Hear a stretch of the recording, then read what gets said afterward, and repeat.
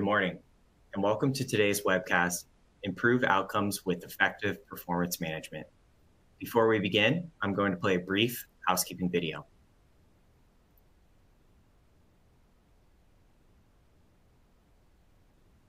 Welcome, and thanks for joining. We're pleased to present our continuing professional education webcast series.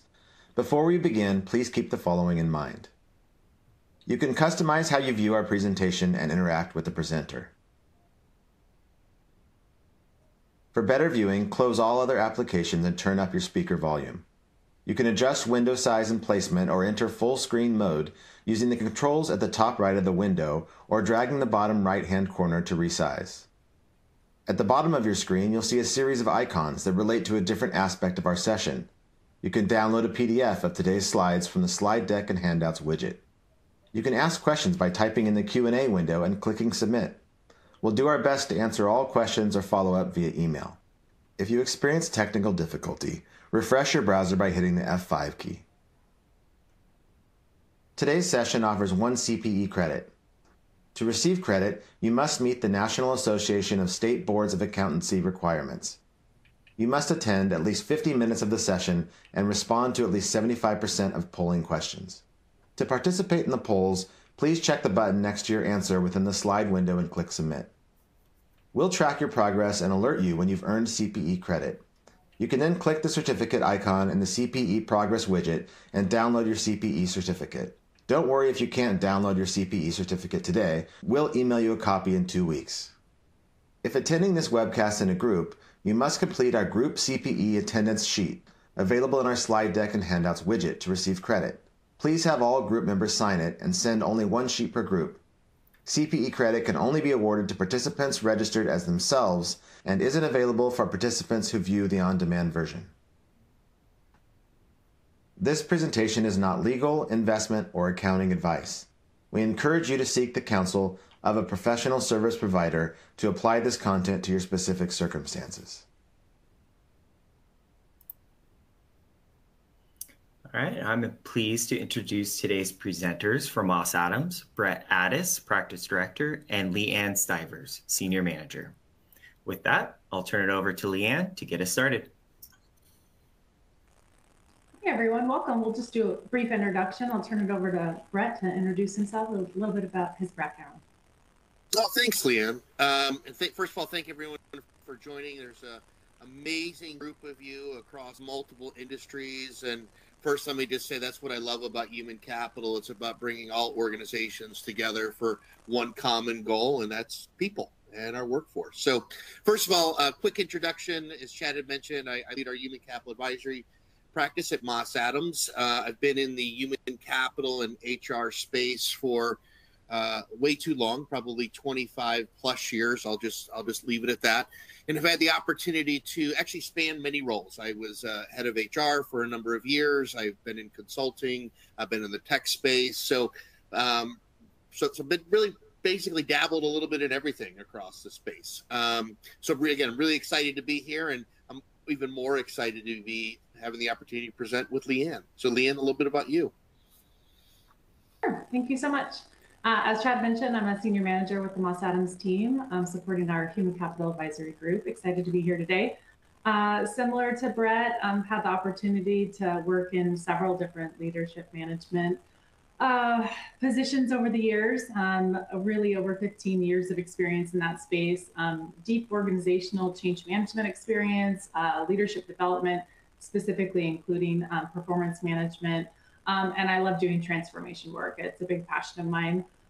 But really, I'm devoted to helping our clients build and develop high-performing teams that drive and deliver awesome results. So that's where my passion lives with Addis.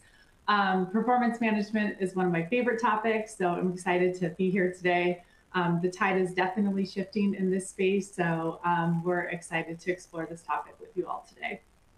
And we'll go ahead and get started. So we've got our high-level agenda here. I'll go over that quickly with you all. We're going to talk about a couple things with you, explore some topics. Why do organizations need performance management? What does that look like? Really defining what performance management is, so we're all using the same terminology together. how is performance management changing in today's climate and culture and across our businesses. We're going to talk a little bit about separating performance and pay discussions. I know that might be a little controversial, but we're going to dive into it a little bit. And then we're going to discuss performance management and technology. So that's our agenda today. We're excited to deliver that to you all. So for many organizations, as you know, performance review can be nothing more than an annual exercise. This may be something that some individuals dread, they could love it, but this is something that could just be one of those, I'm checking the box and I've done it for the year, HR has sent me the email and I'm knocking it off my list. And for other organizations, this can be a really complex approach, looking at goals and measurements and career capabilities, succession planning, compensation, and that internal pipeline. So succession planning, all of those elements to it. So regardless, performance management, it's not just a one size fits all. It really looks different for many organizations and businesses. So we want to talk about that and explore those different topics across all of your businesses and how it could look different for your organization to right size it for you and your individual employees. So as I mentioned in our agenda, these are kind of just some of those key topic areas we're going to cover. Why do organizations utilize performance management? Really, what are those pros and cons to it? What can you leverage in those areas? And what are some of those pitfalls you need to look out for? How is the philosophy of performance management changing? And again, what's right for you and your employees? And as you as a manager, what do you want to look into or elevate to your leadership team? What are some of those key trends of performance management? And what should you consider adopting some changes to? Looking at today's culture and climate, maybe there are some adjustments that are out there that you want to start elevating and exploring. And how could you take that on within your organization? And then, of course, how is technology simplifying or maybe even complicating the performance management process?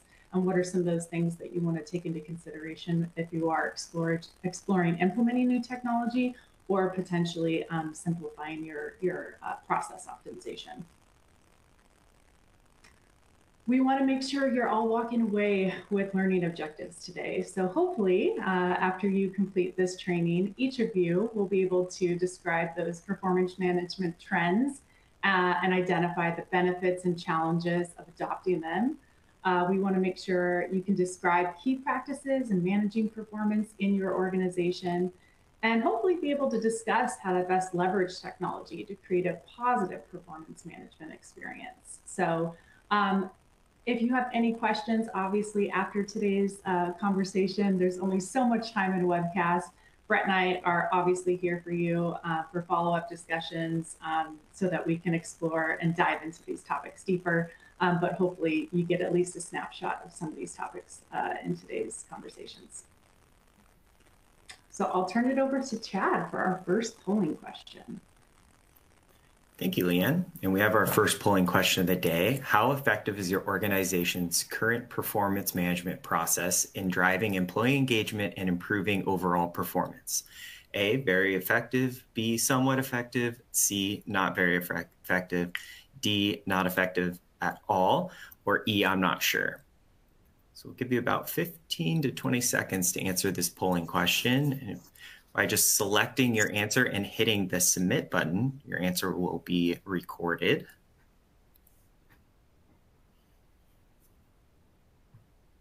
Wish we had a drum roll, LeeAnn. I know. It's either that or the Jeopardy music, one of the two.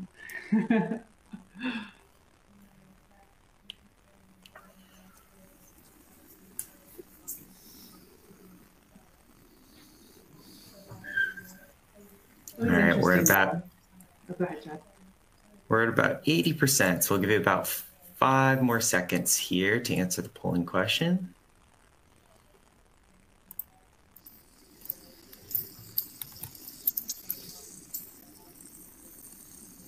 I feel like this is always a mixed bag. Either people are really into it or not really there. I'll be curious to see where our audience is at. All right, we'll go on to the results here. There we go. Interesting. Okay, somewhat effective, carrying the weight, 45%, 13, very effective, 24, not very effective, not at all, and then we've got some not sures. So good spread across there, but that somewhat effective carrying the weight. So room for improvement, obviously, but that not very effective at 24%. That's an area to explore, right? To be contributing that much time to a process that's not helping support you potentially as the manager or your team, and depending on how much time you're putting into that process, right? I know I've spent time doing performance management where especially it could be old school where you're spending a lot of time writing it out, contributing to conversations, especially if you don't have an effective system. And if it's not moving the needle, that can feel like a waste of time. Even falling into that somewhat effective, that can feel, yeah. So Brett, anything to offer in that space? No, I think you're right. I mean, and we'll talk about this in the next few slides. But performance management is a mixed bag for organizations. And it's one of those things that you get out of it what you put into it. And I think part of what we'll talk about here is really looking at performance management as part of an overall talent management experience. Versus just performing an exercise of futility, hoping that someone will notice that I did something good, versus really being able to track and manage things effectively. But yeah, no, it's great though. I mean, at least it's not all not effective at all. So that's a positive thing.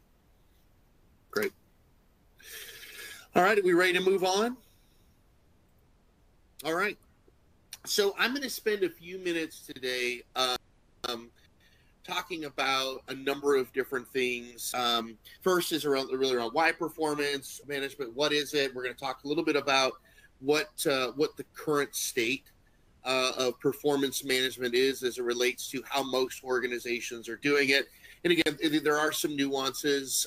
And then we're going to dive in a little bit and speak about some of the future state direction of where, like I said, not only performance management, but overall talent management is going.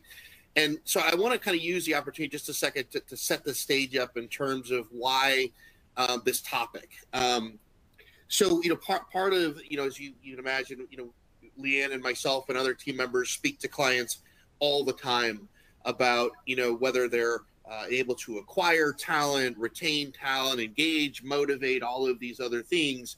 And as you know, last year and the year before have been very challenging. And there's no beating around the bush. And this hasn't been isolated to one industry or the other. I mean, frankly, all industries have gotten a bit beaten up as it relates to this overall workforce disruption.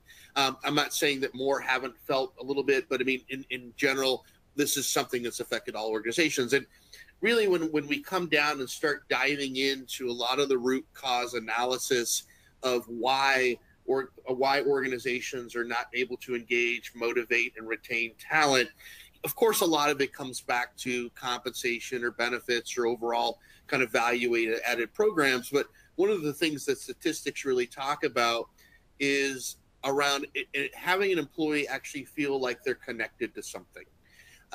Having them really understand what they're working for.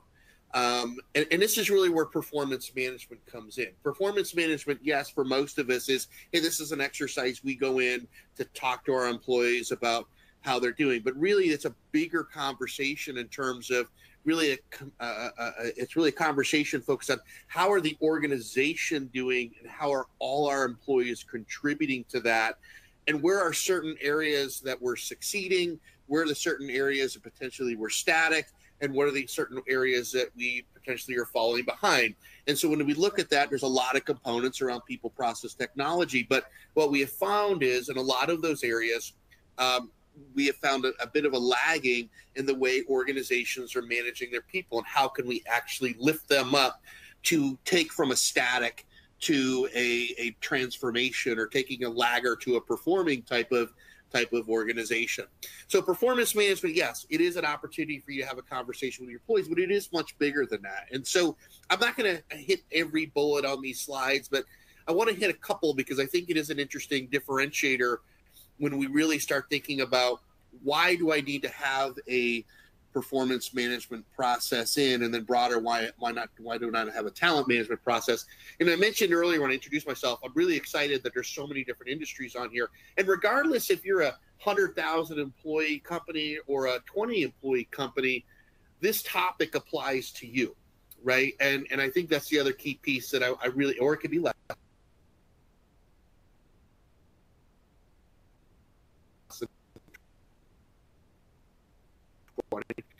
Around performance management and really aligning an employee to company cultures and goals. And so one of the things, if you look into research, what it talks about is not only the employee wants to feel connected and working towards something, but they want to understand what their contributions are driving and delivering. And so performance management, as you think about aligning an individual to corporate goals and being able to tie those and being transparent around, this is not only my contributions that I'm doing for myself, but this is how this achieves something bigger, whether that's maybe it's a business unit or division or upwards. It really brings that connection to the employee, and frankly, it makes them feel like they are working towards achieving some sort of larger outcome. The other piece around performance management that is pretty obvious, but honestly, I hear this a lot. It's like, you know what? It helps establish some clear direction and clear expectations in terms of what the employee is going to do. And this is a lot of looking at the old individual goals. But frankly, if you really have a conversation with your employee and ask them the question, like, do you understand what your goals are? Do you understand how you're supposed to achieve those goals? You might be surprised by some of the answers. And so really creating a performance management process that's specific and meaningful and actionable to the employees is really, really key to not only them driving and achieving their success, but also the next bullet, which is around measuring their progress, which I think is really, really key in this piece. The other piece I want to touch on really quickly is the last bullet.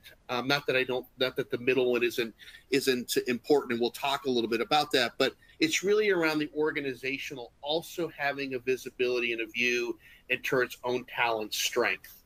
And this does tie into that bullet above, which is, what is my succession plan for my executives and my leaders? Am I developing these people to move into those roles?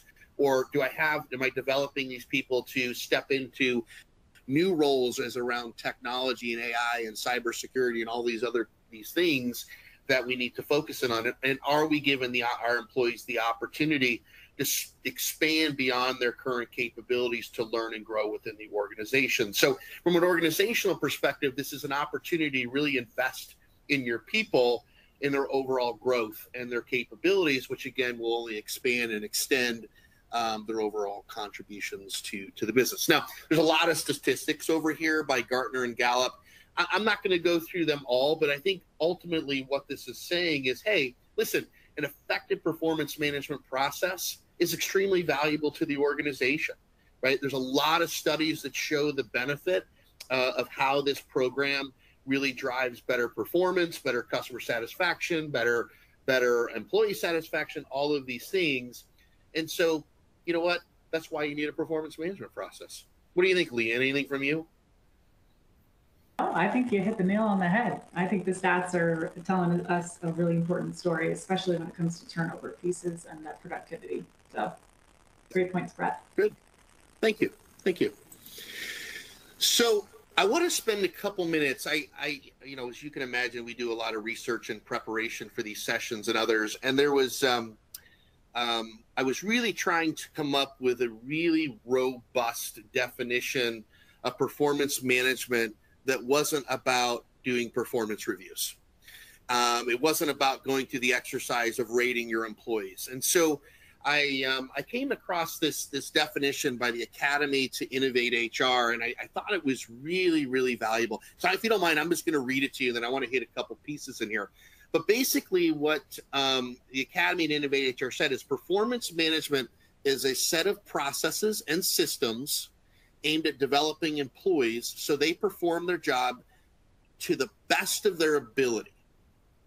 So I just want you guys to consume that, right? It's a set of programs, processes, and systems giving people the capability to perform their job at the best of their ability. The second part of this is the goal is to help employees build on skills and enable them to perform better in their roles, reach potential, and boost their success while also accomplishing the strategic goals of the organization.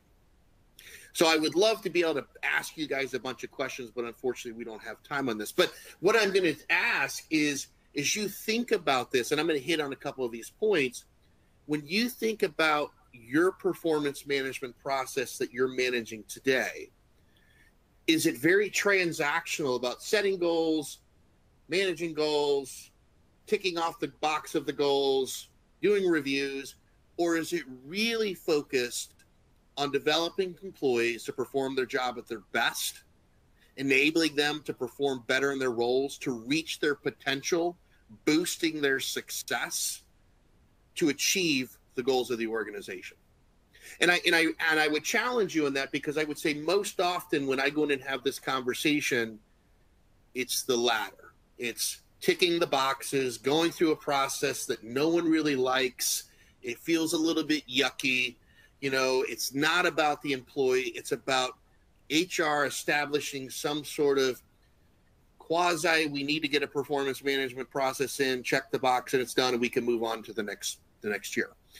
And so I use this because I think it's a really interesting way to frame up not only the performance management, but it's also embedding a lot of the broader pieces of talent management that we'll talk about in just a second. And Christy, oh, thank you. You actually submitted some. I work for an organization that is at 55 FTEs. We do not have any performance managing in any place. Where do we begin? Well, we will talk about that, Christy. And if I don't answer it to your liking, I will definitely schedule some time with you, and we can take this offline. So let's move on to the next slide. So after I've challenged your mindset and thinking about it, and Christy, this is a great way to start. It's really, one, defining what is your purpose for performance management. So that's number one. I'm not going to give you any other tips till I'm done. I'm kidding. We'll give you some as we go. Okay. So I'm going to spend a couple of minutes talking about pros and cons of performance management. I think the cons are extremely fascinating, and we'll get into those in a minute, but I do want to talk about the pros really quickly. So first and foremost, one of the cons about performance management is often it's viewed as a hierarchical event. I am a manager. I'm talking to my employees. It's not a peer conversation. It's not a development conversation, and it's not even considered a coach conversation. And so one of the things we're trying to really start to frame up with organizations is really looking at these performance conversations as I'm coaching my employees, right?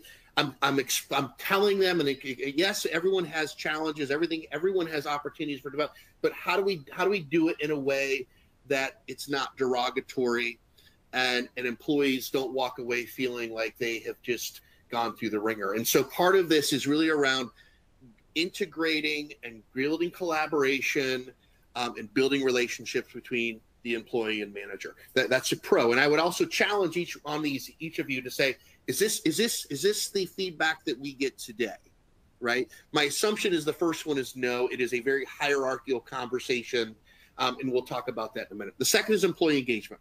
So you saw one of the statistics on a couple of these earlier from Gartner and Gallup about the increase in employee engagement. So the performance management process by default doesn't just increase engagement, right? It's the conversations that we're having to help motivate and drive, give accountability and ownership to our employees, and frankly, giving them and empowering them the ability to go do their jobs. Now, there are always certain guidelines that they may do a poll, but employee engagement doesn't just happen. This is a mindset and a cultural piece that we have to embark within our employee population. And this is why we need to shift the way that performance management done. The second is employee retention. So if we are having more of a coaching relationship, We are empowering our employees to do their jobs better. We're giving them the tools, the development, all of these things. 9 times out of 10, retention is also going to increase. And an interesting statistic about this is there was some research done. It was later last year that basically asked the question, would you rather take development or more development or more compensation? And most people said more development, because they knew that from a long-term perspective, it would help them sustain. So employee retention is going to be key here. And then the last thing, if you have high engagement and high intention, then you're also developing those in people to drive a better level of performance, right? Performance in their role, performance for the organization. And think about it too. It's also performance for your customers and clients. If they're highly engaged and you have high talent, it makes a big difference in terms of how you're serving your customers and clients. So let's go to the cons. So I get back to this kind of manager and employee relationship. And this is why I think earlier, I used the official word, LeeAnn, of yucky. So this is why people feel very official, very, very official. Yeah, very official, very official. So a couple of statistics here. And again, I'm not going to go through all of these, but I thought the statistics were pretty rich. So first of all, 95% of managers are dissatisfied with the way their companies conduct performance reviews. A lot of this comes back to what we talked about earlier, right? It's check the box. There's no outcomes. We feel like ratings are forced, right? All of these things. And it's not tied to anything. So that's the one thing that we will talk a little bit later on is performance management by itself adds zero value, right? And so we really got to look at the broader picture of what are the outcomes of having these discussions, having these ratings or no ratings, and we can dive into that a little bit. Now, on the flip side, only 1 in 3 employers indicated that employees feel their performance is evaluated fairly. So this is the yucky factor, right? And so we're kind of feeling a little yucky on one side. A manager saying, hey, I'm wasting my time filling out all of these performance reviews, rating all of my employees, being forced to do it on a bell curve, all of these pieces, and employees are saying, and I don't feel like I'm being evaluated fairly, right? So both sides aren't really pleased with the performance management process. And if you look at some of the employee feedback from SHRM, hey, it's biased, right? It's like, hey, this person's known someone for 10 years and they've only known me for a year and they're giving them a better rating. You know, there's a lot of demotivation, lack of transparency, and all of these other things going on. So, you know, this is the perception that performance management has in most of our clients. This is as well as some of the research. So what I want to do is unpack this a little bit and kind of talk about what that current state looks like, how we need to improve it, and get into some of the future state pieces. And then hopefully I'll give you enough time, LeeAnn, to talk. I'm kidding. Oh, we got a pulse. I forgot. Yeah. After the pulse, I'll go into all those things. All right, Brett, thank you. And we got our second polling question of the day. What are the biggest challenges your organization faces regarding performance management? A, check the box mentality. B, time consuming. C, ratings and review feel based.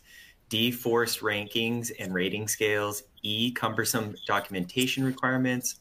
F, demotivating on employees, managers. Or G, lack of transparency, and H, other. So I'll give you about 15 seconds here to answer this polling question. If you just select your answer and hit the submit button, your polling question will be recorded.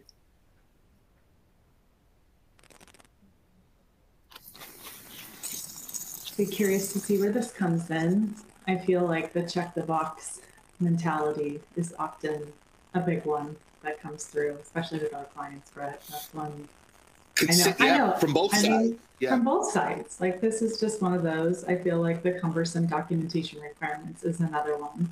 And oftentimes, because it's linked to the compensation piece, that's often that documentation piece is a requirement of it. And so it kind of hangs in the threads of it.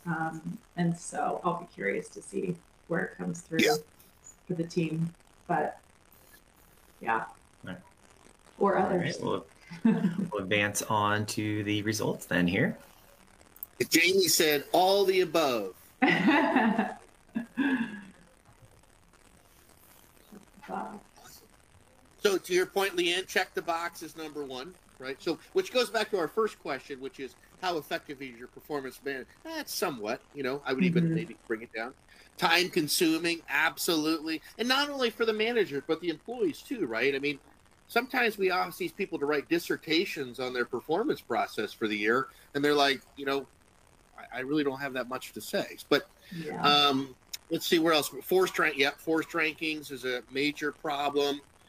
And then the other ones are fairly consistent. We've got lack of transparency, which is used. It's funny about lack of transparency. I'll just say this because we don't have a ton of time. But what I find most interesting about lack of transparency is when a manager provides an employer rating and the employee says why, and they can provide no context into that rating, right? Which traditionally means it's been forced. And so you really have zero clarity and transparency into why. So anything from you, LeeAnn? No, I think all of this aligns with the first, like you said, the first poll that's in there. And I think our top two that we have in there between the check the box and time consuming seems really consistent with what we hear often. So yeah, I think we're good to move forward. Yeah, but I'm just scanning through some of the points, and I'll come back to these in a little bit. Yeah. So let's go ahead and move on. So performance management today. We'll spend a little bit of time on this, and again, this is some of the feedback, and then we're going to dive into some of the process flows. But basically, what research tells us as well is only 2% of organizations globally believe their approach to performance management delivers exceptional value. Now, this is a direct correlation to the last slide.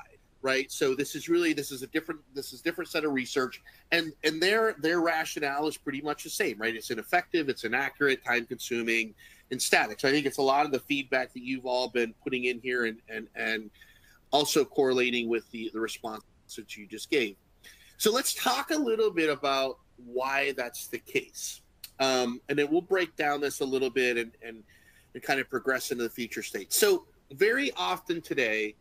And Christy, you kind of asked about how to get all of this started. This is kind of an interesting model. I don't know if this is the model that works for you, but we can talk about it again. But most often what happens in a performance management process or organizational planning is someone comes up with core organizational goals. This is driven based on an organizational strategy. Like, who do I want to be when I go up?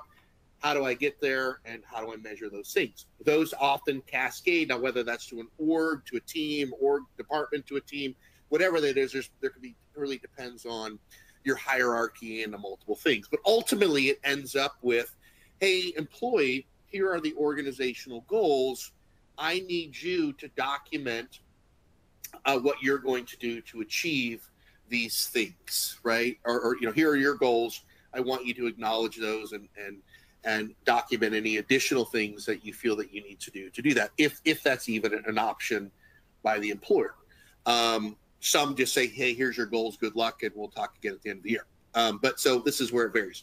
So this is where we go into the goal setting, which is where the manager sits down with the employee and says, hey, here are your goals. Do you have any feedback? Here's some feedback. Here's some actions that I need you to take to get that done. And then we move on. Traditionally, next step is we get into a mid-year, which, let's just assume this is a January through December event. So now we're in June, July. We go through the mid-year. Hey, this is how you've done against the goals, beginning of the year. We're going to check the box. Maybe that ties into something. Maybe it doesn't, right? Meaning maybe there's a comp event, maybe there's not. And we'll talk about that in just a second. And then lastly, we get to the year-end review, which is, hey, let's go back and evaluate your entire year. And then that'll end up driving some sort of merit bonus equity. Now, the challenge with this plan, right, in theory, it's set up appropriately. But the challenge is that we're basically having three conversations, committed conversations with our employees the year. How is a manager of 50 people, for example, able to track goal setting to mid-year to year-end in a meaningful and intimate manner? That is a lot of reasons why it becomes check-the-box exercise. Is the manager-employer not having conversations, right? They're not working through the goals. The manager's not coaching and saying, hey, if you go to this little what's missing box, here's some development opportunities. Here's some training opportunities. Here's some ways to build the skill sets. There's really no opportunity in most cases to do that during this process. It's here's your goals. Mid-year, you're hitting or missing. Year-end, you hit or missed. And then what? And so the way that this should work is during the goal setting, the manager employee should agree upon what actions do I need to take to hit my mid-year? What actions do I need to take to hit my year-end, whether I'm ahead or I'm falling behind, which gets into kind of the more development, learning, all of these things to help progress that employee forward. Today, most organizations, that doesn't happen, which is why this becomes a non-event exercise. I do all these things, and at the end, I check the box. Now, the other challenge today is this last green box that talks about merit, bonus, and equity. And so what we have found and what research has found is that in many instances, the merit increase, especially today, does not equate to a specific rating, neither does the bonus, right? And you could throw equity in there as well. So very often I could be a high performer, but get the same merit percent that everybody gets. And that's kind of what we look at today is the flat merit. So it's really not tied to anybody's performance. Whereas the bonus should be met, you should have established KPIs and metrics associated with these goals to help make the determination of what type of bonus payout I should get based on overall performance. And that's the same with equity.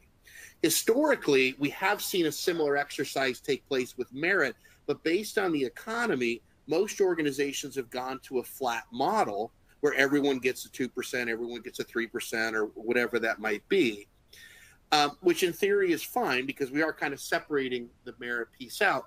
But the challenge with that is you can't use that as, hey, congratulations, I'm giving you a 3% merit because everybody else is getting it.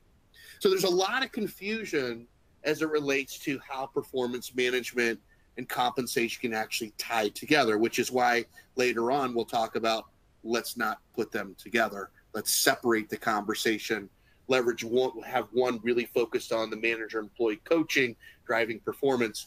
The other one should be based on, yes, performance, but we should have a separate conversation because very often the conversation isn't comfortable, especially if it's a lower performing employee. So let's go to the next slide. Any thoughts on that, LeeAnn? No, Brett, I think you hit the nail on the head. All right, thanks. So let's talk a little bit about how the philosophy of performance is changing. I'm going to hit these boxes really quick because I think they're all extremely important. And again, Christy, I think that if you, again, asking yourself, how do I get started? These are really key pieces of consideration. You don't need to do them all, but you know, it's something to help think about as you get started. So first of all, what's changing is first of all, the philosophy. And so as we showed earlier, we have an a goal setting, a mid-year, and a year-end. We're getting rid of all of that. Where most organizations who are trying to progress in this space are getting rid of all that. One, we are moving more towards a mentee mentality. That's number one. Number two is we're also moving to a ongoing and immediate feedback type of discussion, which, hey, you know what? We see that maybe you're falling behind in certain areas. What do we need to do, or what can I do as your coach to help progress you and move that forward? So automatically we're tying in career progression, training, development, all of these things. But you know what? I'm setting the expectation up front and frequently about how you're performing.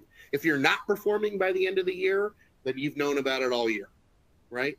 So this is an opportunity to course correct and motivate and engage in your employees. The second is forward looking.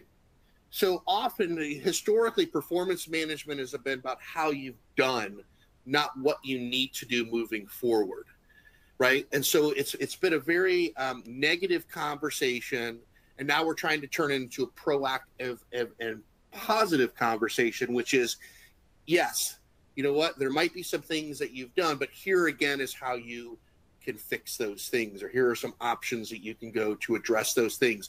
But let's talk about how we need to meet those goals more so than how we need to fix your problems, right? So again, a more of a motivational progression type of conversation. The other thing is the reviews are becoming more action-based, which gets back to my point is, hey, we see some opportunity, we see some future skill sets coming down the road in cybersecurity or AI or machine learning, whatever. Why don't you go take a class and start being certified in that? Let's be proactive in these conversations that are driving and motivating these employees and giving them some of these development opportunities. So we're creating action out of these conversations. The next is rewards and recognition. So a lot of organizations don't do a very good job at promoting wins and promoting employee behavior. And rewards and recognition is around peer-to-peer feedback, manager to employee feedback, executive to employee feedback. It's about rewarding and recognizing your employees for the successes that they've accomplished throughout the entire year, right? Those mean way more to someone than a 2% merit increase, right? One is they're building their brand. People are seeing the recognition. People want to work with them and engage with them. It's very uplifting and motivating. Now, whether that's a monetary or non-monetary type of reward and recognition, you can decide it. Maybe it's both, but huge opportunity in starting to drive a much more collaborative culture that's around performance management. Is, like I said, it's peer-to-peer management, peer employee to manager, all types of opportunities to develop. And then reviews and ratings, like I mentioned, where a lot of organizations are getting away from reviews and ratings. Now, the reviews themselves are the conversation. The ratings themselves are really less important. Someone's going to ask the question, if I don't provide a 5, how do I calculate what I give them from a bonus perspective? Well, that's where goals and KPIs and measurements come in, is you're setting certain correlation between performance metrics versus ratings. And that's a whole nother conversation for another day, but happy to take that offline. But again, really important and critical that we're separating and getting rid of those ratings, because frankly, no one likes them. And no one can also really provide any justification, the difference between a 4 and a 5 or a 3 and a 4, whatever. So why even have them? They're just demotivating. And you can see that I'm not going to read the statistic here by Gartner, but you can definitely see that organizations are shifting. Now, I know I'm going kind of fast, but I'm passionate in this space, LeeAnn. Passionate. I know you are, and I love it. But what a beautiful package it offers to the individual and the employee. Imagine presenting that at your new hire package. Like, that's something that, for as an individual, that's going to move the needle in terms of being competitive to another. You know, if you're competing against another offer, I mean, that's a package that is competitive. So I think it's beautiful. That's a great point. Yeah. That's yeah. a very, very big competitive differentiator when you're like, hey, this is all of I have to offer. So exactly. Which actually gets into where we're going, right? So exactly. So let's kind of talk about the future state here, and then we'll show you an example model that we built, and then I'm going to hand it over to LeeAnn to close some things out.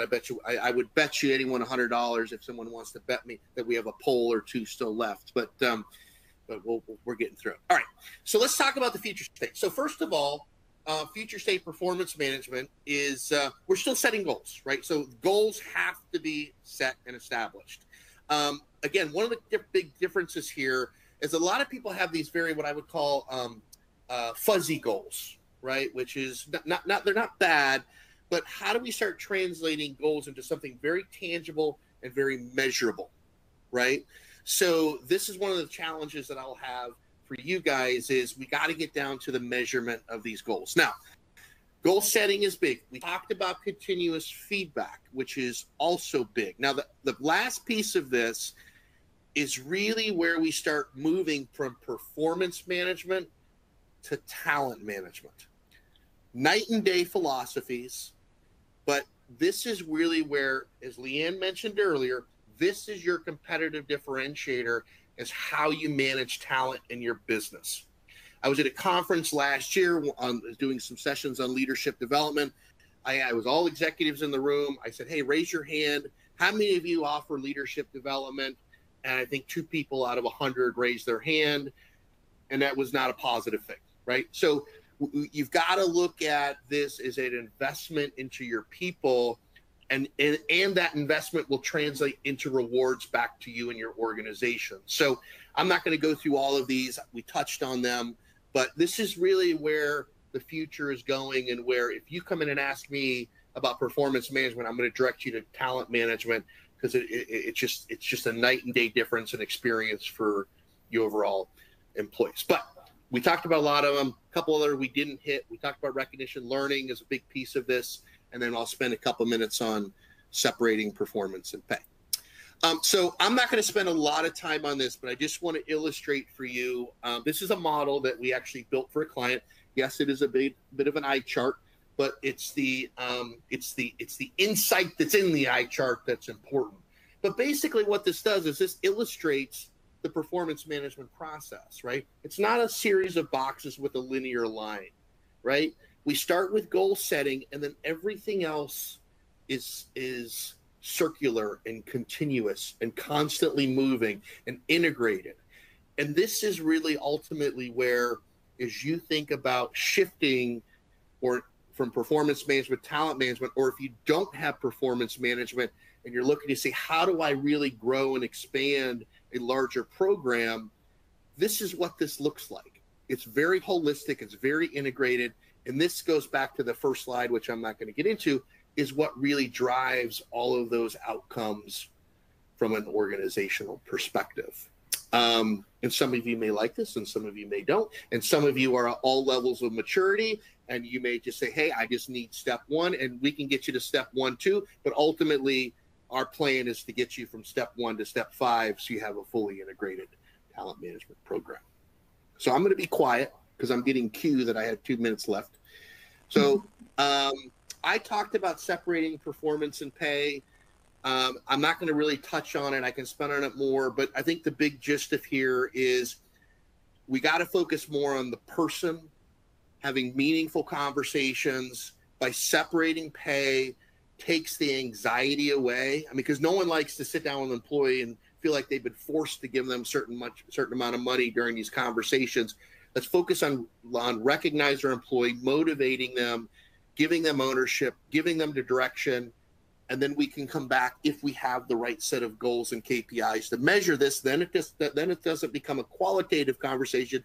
It's a quantitative conversation about your actual performance and meeting objectives and KPIs, which people can't argue that, but I can't argue fuzzy goals.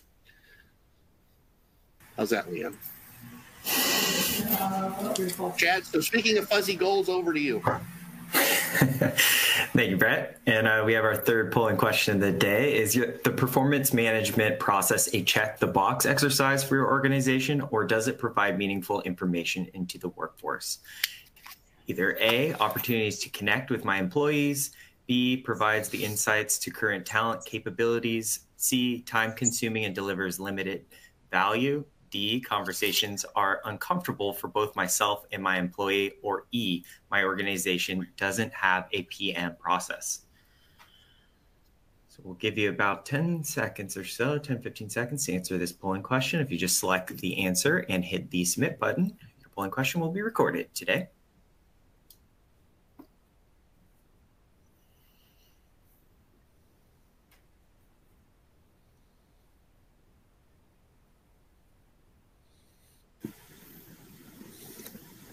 All right, we'll give you about 5 more seconds here.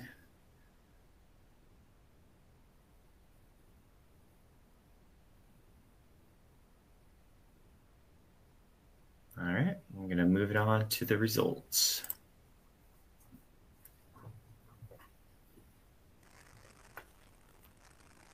Good. Mostly an opportunity to connect with employees, so that's positive. It's great. But we do have it also hitting heavy and time consuming and delivers limited value still. So, and then 14% of my organization doesn't have a performance management process. So I'm sure then this, hopefully this webcast is giving you a lot of information to consider, learning a lot in this space. I'm sure if this is a new process for you, and something that you're considering for your organization or just learning more about. So hopefully we haven't completely overwhelmed you for the ones that are in that 14%. Okay, we're going to keep going. So what to consider if you want to make a change to your performance management process. So, we've shared a lot with you about different components to the performance management process that you could potentially take on for your organization if it's new to you, or modify if you're considering changes to that. So we thought we would offer you some considerations to consider if you were going to take something on and make some modifications. So what does that actually look like? I think step number one is identifying the change. Before you're going to make any type of next step, really thinking through, what are you looking to improve in your employee engagement process? So within that performance management module, all of the different components we discussed today, what's grabbing your attention? What are you excited about? What really triggered your interest? And then start discussing what those impact points would be. And when you think about an organization, there's those three primary focus points. That's people, process, and systems, especially when you think about how that hits the performance management overview within human resources. And so we wanted you to make sure that you're considering those impact points across each of these areas. So when you're thinking about people, the focus on your, not only just the employees, those that would be impacted, but also your management, your infrastructure, policies, procedures, things that might need to be changed, but also then who is going to be impacted. When you're thinking about your process, really taking into consideration, again, procedure points, what does that actually look like?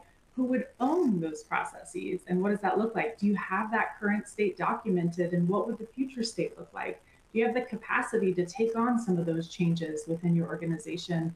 And how would you navigate that? What would that look like? What would need to be updated? So really kind of thinking through from that, identifying what that change would be, and from that process perspective, what would that shift look like?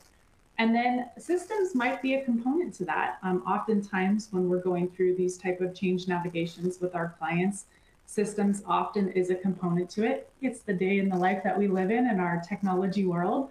So thinking through if you need to do a system selection, there are many options out there to help automate and really support simplifying those procedure components, the process. So thinking about how that all integrates, but really making sure that when you identify what that change would be, how are all of these three components being impacted, and kind of thinking that as a package together. And then thinking about the performance management change considerations. So if you've got that, the change identified, kind of thinking about how you would move through that within your organization. I do a lot of change management with different organizations, especially thinking about how you would navigate that within performance management, especially, but it's kind of nice to break it down into components. And so thinking through that in different phases, think about the planning of what that would do for the organization. Brett mentioned many different ideas and concepts that you could do to improve your performance management. So really understanding in that planning phase, do you understand the scope of the performance management change that you might want to take on? Does your organization have the time and the resources to support the project, or what investments might you need to take on? And then moving over into that readiness phase in here. Can you identify and define all of the stakeholders impacted? And are they ready to take that on? Is your organization ready to take that on? Oftentimes we have lots of capacity constraints moving on in an organization. So really thinking through all of the project workloads that's happening, and is it a good time to think through those changes and when that might be an opportune time for your organization. That awareness phase is really thinking through your launch and your value statement, right? So really starting to do some engagement, right? If you're feeling ready to take it on within your organization, how are you going to move people along and start talking about what that change might look like, and getting some buy-in and creating a value statement across the organization so that you can create some support and making sure that it is what's in it for me is the statement that I like to say across an organization, or a value statement. Those are kind of the two ways to think about it. And then that engagement phase is really your execution, making sure that you have the right teams moving through the change and you've got a solid plan to kind of move through that. And then, of course, that sustainment and reinforcement, you want to make sure you've got adoption and that everyone understands how to manage what the performance management changes are, and that it's organized and sustained across your organization. So we have a lot of tools to help in this area if this is something that you're considering, but I thought I would give you a high-level overview of just some of the considerations to think through if this is something you're excited about taking on. Oops. I'm sorry, I was clicking the other slide. Apologies.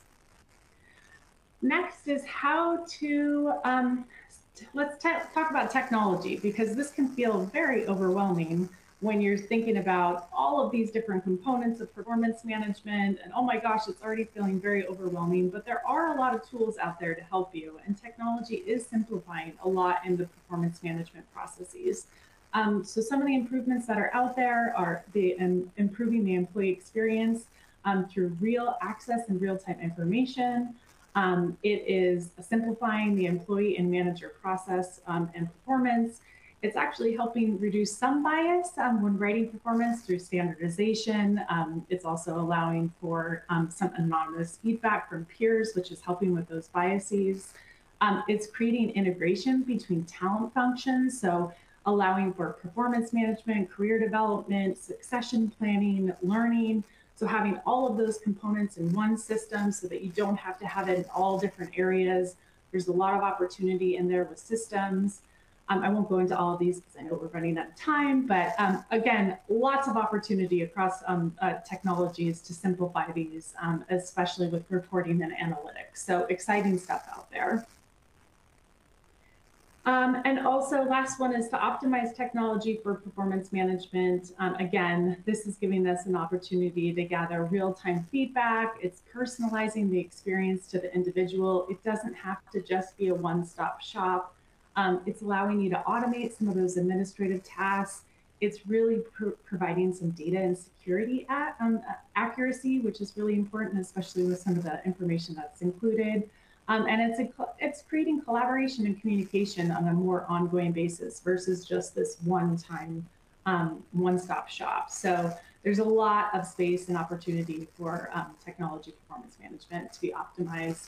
And so there's some really great tools out there to be used. I know that Forbes just announced their 2024 performance management software that's out there that was just released in January. So we're happy to share that if that's something that you're interested in, but some cool stuff that's out there. And I will turn it over to Chad for our last poll. Thank you, LeeAnn. And we have our fourth and final polling question of the day. How has technology impacted your performance management process over the last year? A, made it more effective. B, more difficult to manage. C, both positive and negative impacts. D, I am unsure or have no opinion. Or E, I would like to learn more about it. So if you just select your answer and hit the submit button, your polling question will be recorded today. We'll give you about 10 seconds here to answer this last polling question.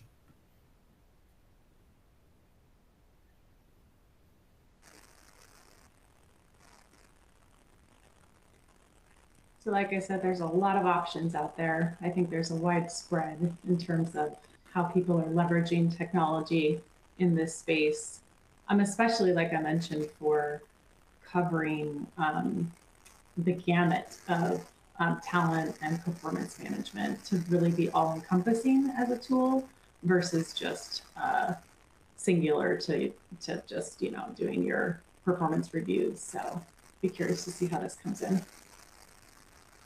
All right, we're going to advance on to the results here.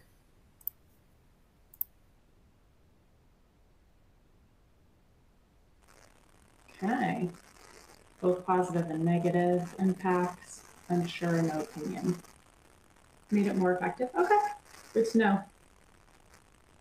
Yeah, I guess it depends on which tool you're using, especially with that positive and negative impacts. So, okay. Well, I am going to just say it's been a pleasure being here with you today. Brett and I are here. I know we don't have time to open up for Q&A, but we will definitely follow up with questions. And we are here to support. If you want to reach out, we would love to get to know some of you. If you'd love to learn more about our services within the Human Capital Advisory practice, and we'll circle back with you on some of those questions that you sent us. Chad, I'll turn it over to you. Thank you, LeeAnn and Brett, for a great presentation today. If we didn't have time to answer your questions, we'll do our best to follow up with you after the webcast. As a reminder, if you attended today's presentation in a group and would like to receive CPE credit, you must complete the group attendance sheet found in the slide deck and handouts window. If you participated as an individual and met all certification requirements, your certification is available for download now in the CPE progress window. I'll keep the webcast open for a few minutes to give you time to download your CPE certificate. A copy of your CPE certificate will be emailed within 3 weeks should you have any difficulty downloading it now. And here's a link to our online survey where you can provide feedback for today's presentation. Please take a moment to complete this as your feedback is very important to us. Thank you for joining us, and we hope you'll join us again next time.